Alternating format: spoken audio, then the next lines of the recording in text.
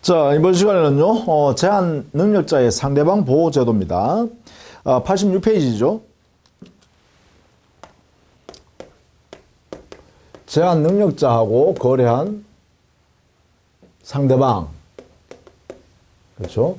이 상대방을 어떻게 보호할까? 이것을 좀 살펴봐야겠는데, 이 상대방 보호 제도는, 일반적 보호 제도 제외하고요. 오로지 상대방을 보호하기 위해서 만들어 놓은 우리 민법상의 특별 제도입니다. 이것을 중심으로 해서 정리를 해 두는 게 좋겠죠. 자, 먼저 첫 번째, 이 촉구권을 인정해요.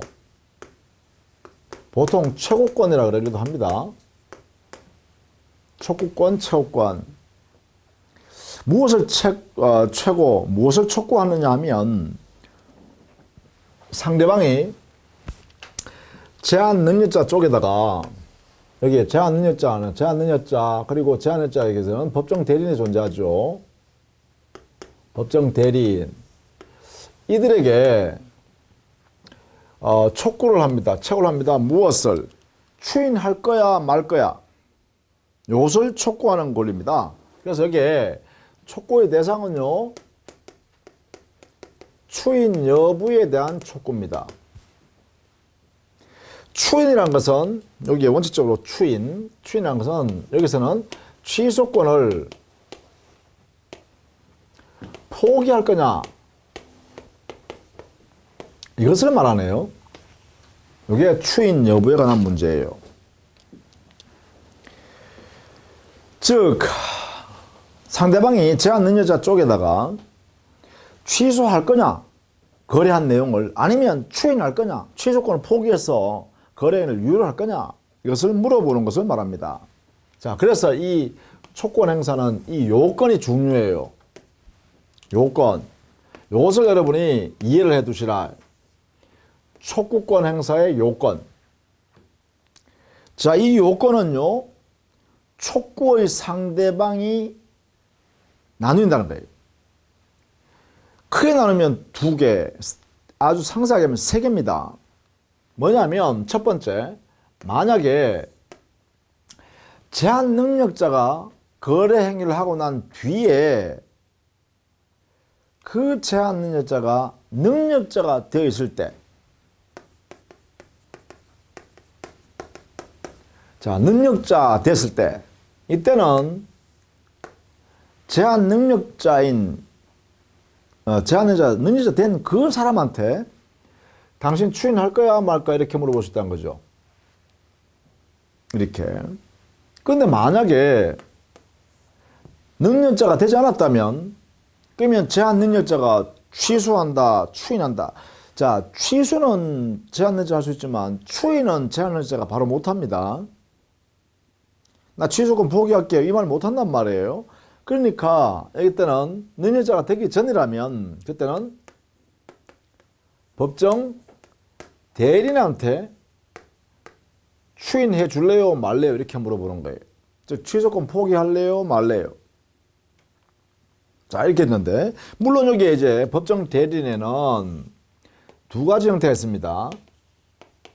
친권자인 법정 대리인하고 후견인인 법정 대리인이 있어요. 자, 후견인은 물론 미성년 후견인과 성년 후견인, 한정 후견인 이 세 사람이 있죠. 그 사람을 좀 더 통틀어서 후견이라 그러고, 자, 이때 친권자는 누구로부터 이렇게 감독을 받지 않습니다. 그런데 후견인의 경우는 후견 감독인이 있습니다. 법원에 의하여 후견 감독인을 둘 수가 있어요. 자, 이런 경우에 후견인의 경우는 일정한 경우 후견 감독인의 허락을 받아야 되는 경우가 있어요. 허가 받아서 후견인이 법정 대리인 지위에서 제한 능력자를 위해서 일을 할 수 있단 말이에요. 이것을 보통 이런 것을 우리는 특별한 절차라 그래요. 절차라 그래요. 절차가 필요한 사람은 후견인. 근데 친권자는 이러한 절차가 필요 없다는 거죠. 그렇죠? 이러한 절차가 여기는 필요 없어요. 왜냐하면 친권자는 미성년자를 직접 가장 가까운 부모이니까, 부모. 그렇죠? 부모니까 누구한테 허락받아서 할 수가 없잖아요. 근데 후견인은 그렇지 않다는 거예요. 후견인은 뭔가 이제 관계에서도, 신분 관계에서도 조금 멀죠, 거리가. 경우에 따라서는 아무 관계 없는 사람도 있을 수 있고, 그죠? 그러니까 이때는 그 후견인이 독단으로 일을 처리할 수도 있단 말이죠. 그러니까 이 후견인을 감독할 기관을 둘 수 있다는 거예요. 그걸 이제 가정법원이 이렇게 둘 수 있습니다. 그래서 이 절차를 거쳐서 후견인이 일정한 제한 내적을 위해서 일을 할 수 있도록 이렇게 하는 경우도 있다는 거죠. 자, 그러면 결국은 세 사람 아닙니까? 그죠? 촉구를 할 상대방이 세 사람이에요. 경우에 따라서는. 만약에 제한 능력자, 능력자가 됐을 때는 능력자한테 하면 되고, 그 법정대리인 친권자이면 친권자의 경우는 특별한 절차를 받지도 않고 그냥 추인할 수도 있고, 추인 거절할 수도 있고. 그렇죠? 근데 후견인의 경우는 후견 감독인의 허가를 받아서 해야 되는 상황도 있을 수 있죠. 특별한 절차를 거쳐서 해야 되는 경우도 있죠. 자, 이런 세 가지 형태의 촉구의 모습이 있다는 것입니다. 그러다 보니까 이 내용을 알아두셔야 돼요. 기본적으로 촉구할 때는요, 이렇게 최고할 때는 기본적으로는요, 자, 당사자는 이렇게 나눌 수 있는데, 기본적으로요, 생각할 수 있는 1개월 이상의 시간을 줘야 되고요. 정해서 추인 여부를 촉구하는 거죠.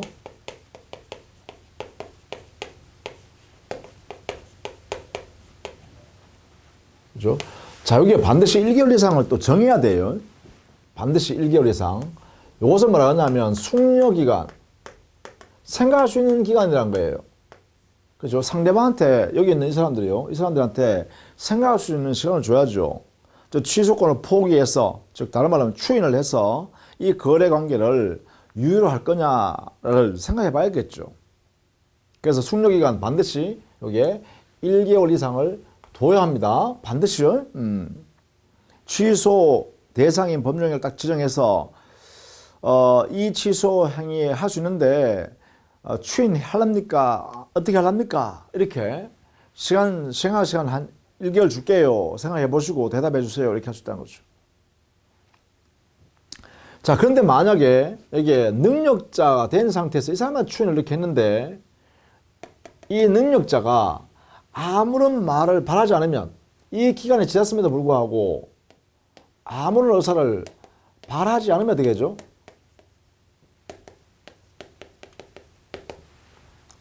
능력자가 추인한다, 취소한다 이렇게 의사표시를 명백히 해버리면 문제가 안 되죠. 추인한다 그러면 취소권 없어지니까 확정적 유효가 될 것이고,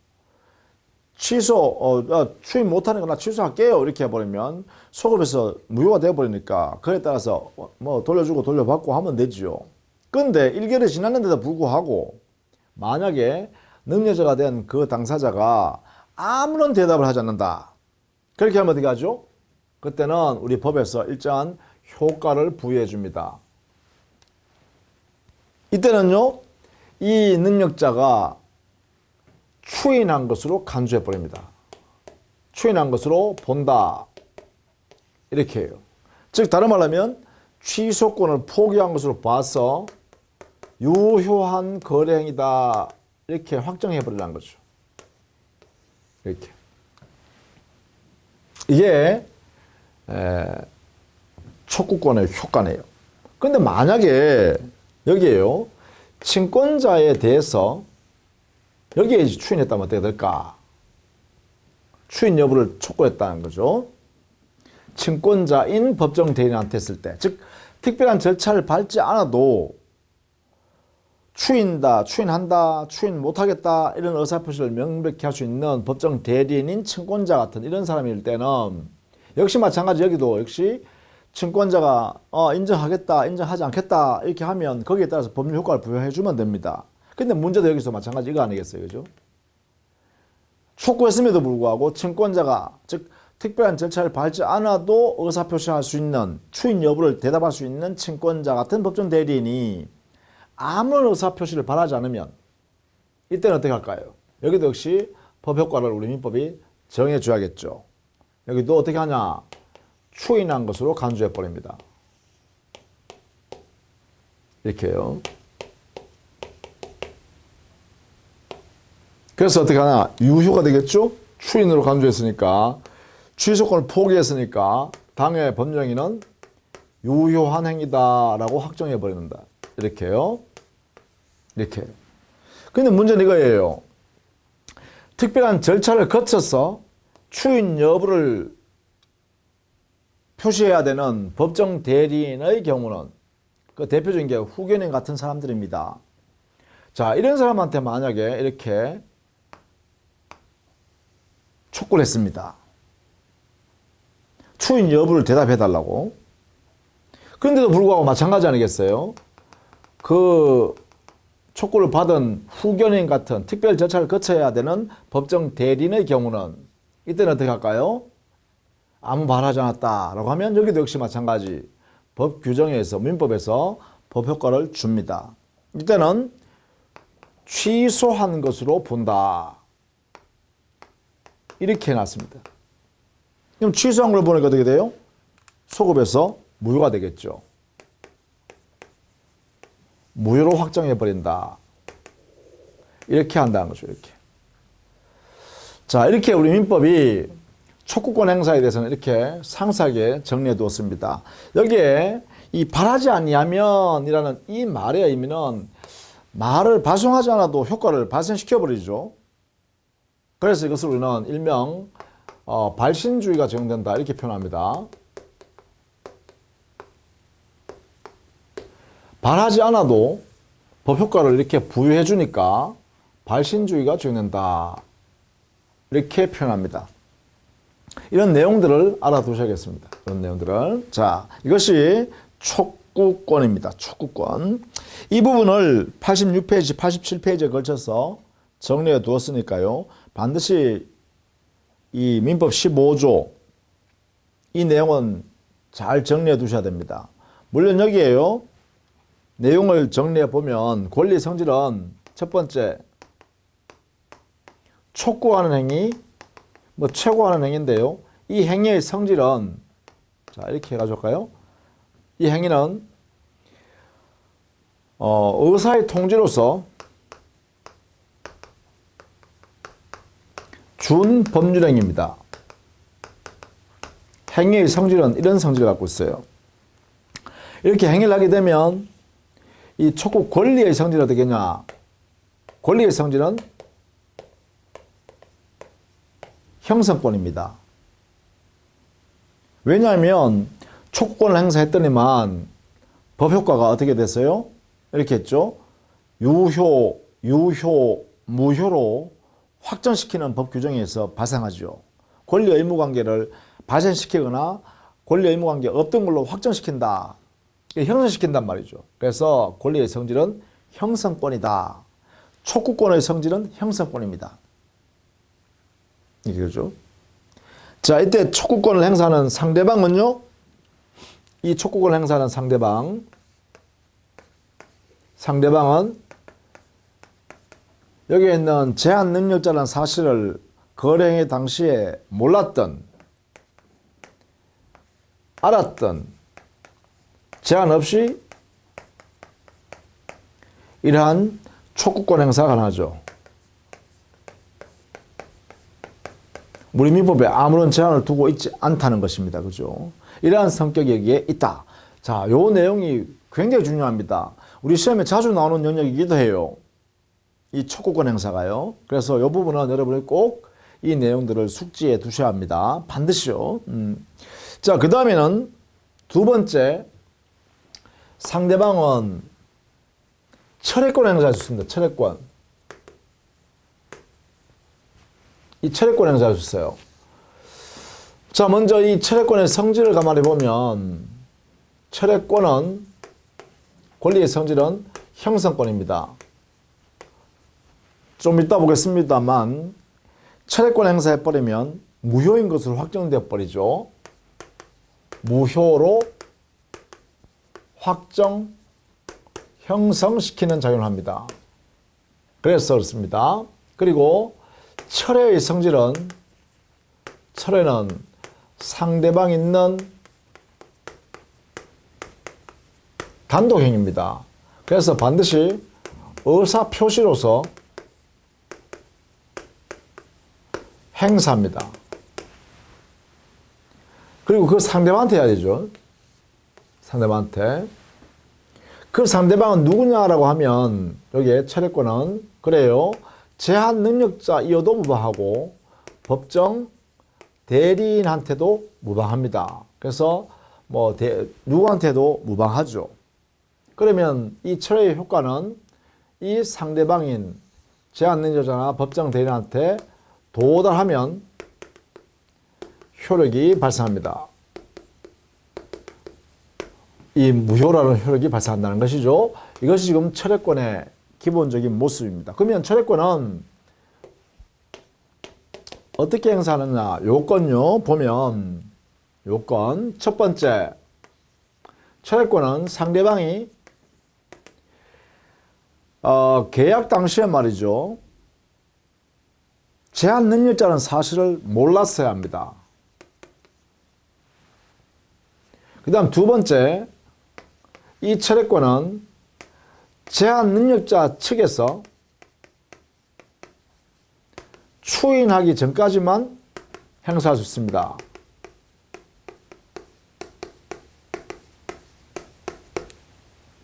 세 번째, 이 철회권의 대상은 제한 능력자와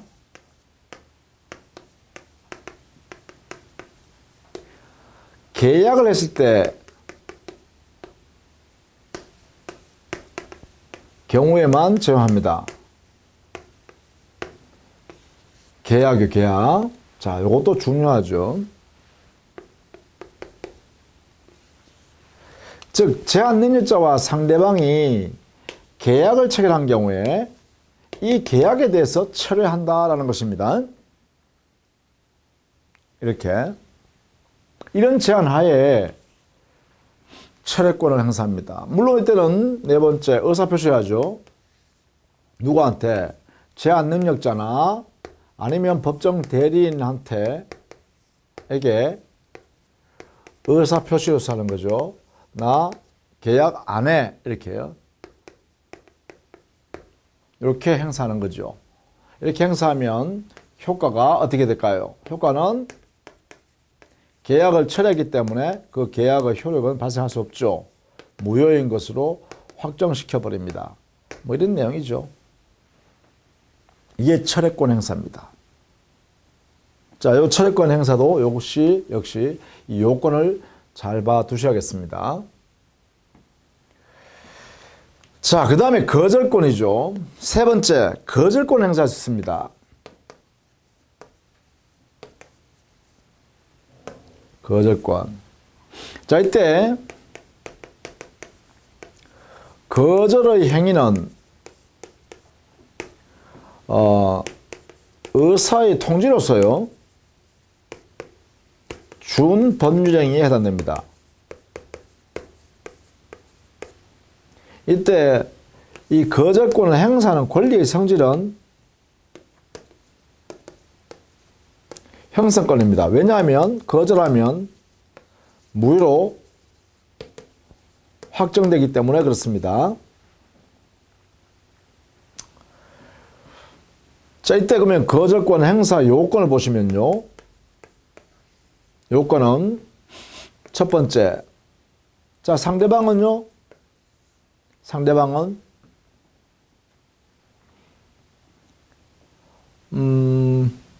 선이든 악이든 불문합니다.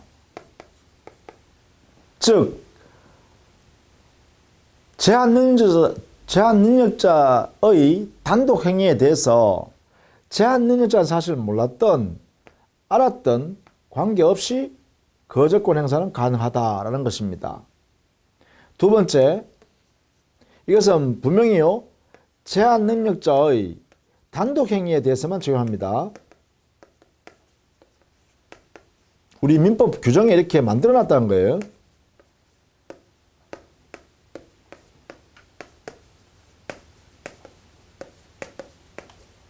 이렇게 정리했습니다.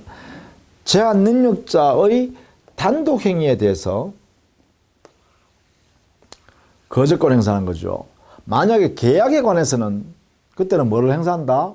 철회권 행사한다. 이렇게 돼 있죠. 그죠? 그래서 이렇게 단독 행위에 대해서 거절권 행사하는 거예요. 이렇게. 물론 거절의 의사표시는요. 거절의 의사표시는 누구한테 하는 거죠? 거절의 의사를 표시하는 것은 그래요. 이것은 제한이 없습니다. 제한 능력자한테도 좋고요. 법정 대리인에 대해서도 무방합니다. 할 수 있다. 그죠? 누구에 대해서도 할 수 있다. 이렇게 되겠죠. 이렇게 해석하면 되겠네요. 자, 요건. 이렇게 되면 거절의 효과는 뭐예요? 이거겠죠. 무효로 확정되는 거죠. 이 단독 행위가 무효인 행위로 확정되어 버린다. 이런 얘기죠. 효력이 안 생긴다는 거죠. 자, 이렇게 해요. 기본적으로 제한 능력자와 거래한 상대방 이렇게 했을 때 이 상대방을 보호하는 제도는 민법적으로 보면 권리로서 보면 세 가지가 있다 이 말이죠. 하나는 촉구권, 하나는 철회권, 하나는 거절권 이렇게 그죠? 자, 그런데 문제는 하나 더 있어요. 만약에 이거 외에도 말이죠. 제한 능력자가 속임수를 써가지고 말이죠. 이 거래 행위를 하게 만들었다. 상대방에게. 이렇게. 즉, 상대방에게요. 어떤 것을 속임수 썼냐 하면 두 가지 내용의 속임수가 있겠죠. 하나는 자기가 제한 능력자인데 법정 대리인의 동의를 받아온 것처럼 동의하에 이루어지는 것처럼 속일 수가 있고 두 번째는 자기가 제한 능력자임에도 불구하고 능력자인 것처럼 속일 수도 있겠죠. 행위 능력자인 것처럼 속인 경우가 있겠죠. 이 두 가지 속임수가 있을 거예요. 자, 이때 제한 능력자가 이렇게 속여서 상대방이 거래하게 됐을 때 이 상대방을 보호하는 방법이 뭘까? 이게 마지막에 하나 더 필요하다라는 것입니다. 그래서 여기에 상대방 보호하는 제도 여기에 하나 더 추가. 네 번째 바로 제한 능력자가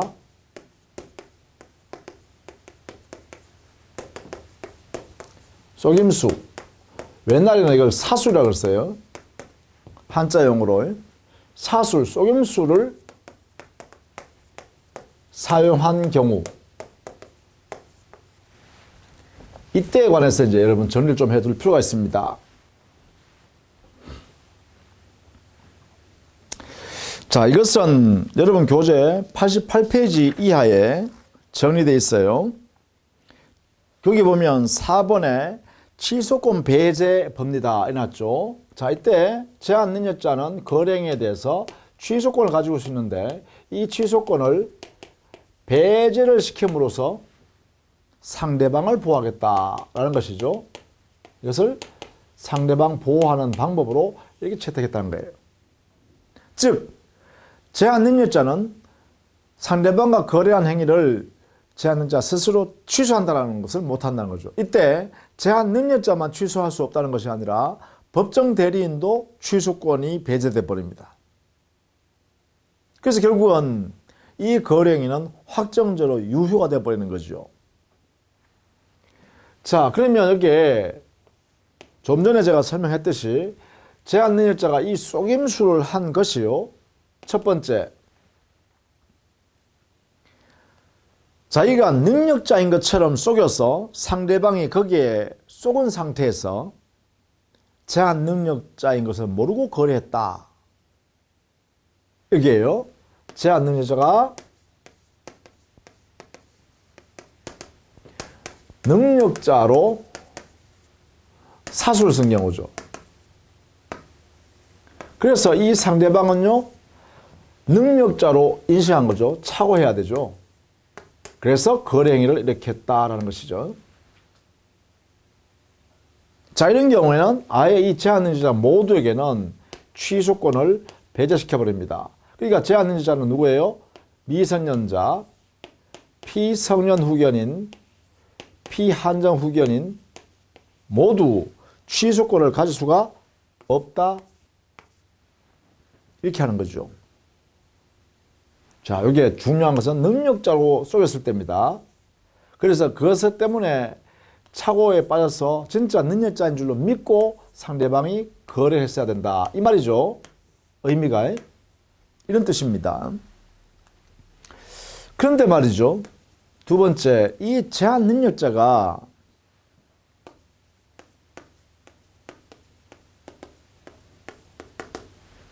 법정 대리인의 동의도 받지 않았는데 마치 법정 대리인의 동의를 받은 것처럼 동의서를 위조해서 가져와서 상대방한테 보여주더라 이 말이야. 그래서 상대방이 얘가 제한 능력자지만 법정 대리인 이런 거래를 유효하게 동의해 줬구나 라고 믿고 상대방이 거래했을 때예요. 자, 이것은 법정 대리인의 동의에 관해서 사소를 씀으로써 상대방이 그것을 이렇게 사소에 대해서 믿고 거래했다 이 말이죠. 상대방이 그러면 이거 믿었다는 것은 잘못 알은 거죠. 자, 이런 경우에도 역시 마찬가지죠. 이렇게 이 법정 대리인에 대한 동의가 없음에도 불구하고 속아서 착오에 빠졌어. 그래서 상대방이 이렇게 좋다 거래하자 이렇게 거래했다 이 말이죠.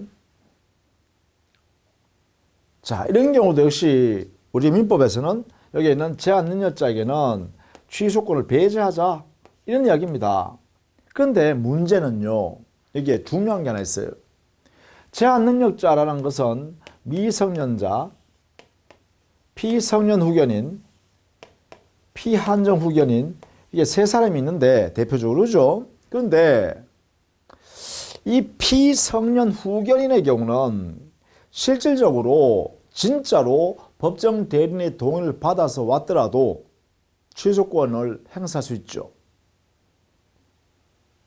따라서 피성년 후견인은 취소권이 배제되지 않는다 해서 이거는 빠져야 돼요. 그래서 결국 어떻게 하냐면 이 사람을 뺀 제한 능력자는 바로 미성년자와 피한정 후견인만 취소권이 행사가 안 된다. 이렇게 되는 거예요. 그러면 결국은 뭐예요? 여기에 피성년 후견인은 여전히 취소권이 있다 이 말입니다. 이런 사유라면 이 부분을 여러분이 이제 시험 보실 때 조심해야 됩니다. 피성년 후견인의 경우는 법정 대리인 받아왔다라고 위조해서 상대방 보여주고 거래 행위 했더라도 이 피성년 후견인은 나 취소합니다 라고 할 수 있다는 거예요. 그래서 이 부분을 조심해야겠죠. 그렇죠? 이게 중요하다. 왜냐? 우리 민법에 이렇게 명문을 해놨어요. 그 이유는 바로 피성년에는 진짜 동의 받았더라도 취소하는 거잖아요. 이게요. 그래서 이렇게 하고요. 그럼 여기서 이제 문제되는 게 뭐냐면 이 사술, 속임수요. 이 속임수의 범위를 어떻게 정할 거냐라는 것이에요. 그죠? 이 속임수의 범위 이걸 어디까지로 해석할 거냐라는 것인데 여기에 대해서는 학설과 판례가 조금 다른 내용으로 보고 있어요. 범위를 조금 다르게 봐요. 자, 학자들은요. 자, 학설은 이 속임수는 사술이라는 속임수는 적극적으로 속이는 행위든 소극적으로 속이는 행위든 간에 상대방 거래에서 상대방을 속일 수 있는 모든 행위다 이렇게 보는 거죠. 즉 적극적 속임수든 소극적 속임수든 사술로 쓸게요. 사술이든 모두 해당된다. 이렇게 해서 그래서 심지어 침묵을 지켜 있다 하더라도 침묵이라도 사술이 될 수 있다는 거야. 학생 넓게 해석하죠. 그런데 판례는 그렇잖아요. 그런데 판례는 이건 적극적 사술만.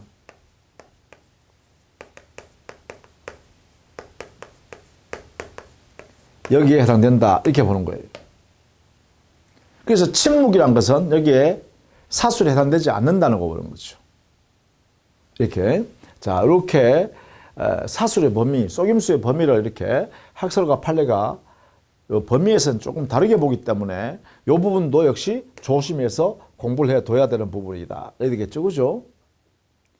자, 이런 내용이 바로 상대방 보호제도다라는 것입니다. 자, 여기에 제한 능력자의 상대방 보호제도는 대단히 중요해요.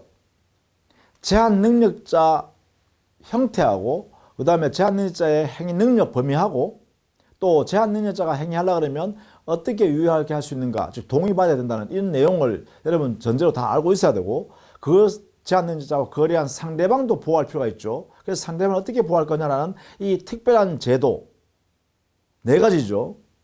구체적으로 보죠. 첫 번째는 촉구하는 거. 촉구권은 공부할 게 많아요. 정리 잘 해두셔야 돼요. 두 번째는요, 철회하는 것.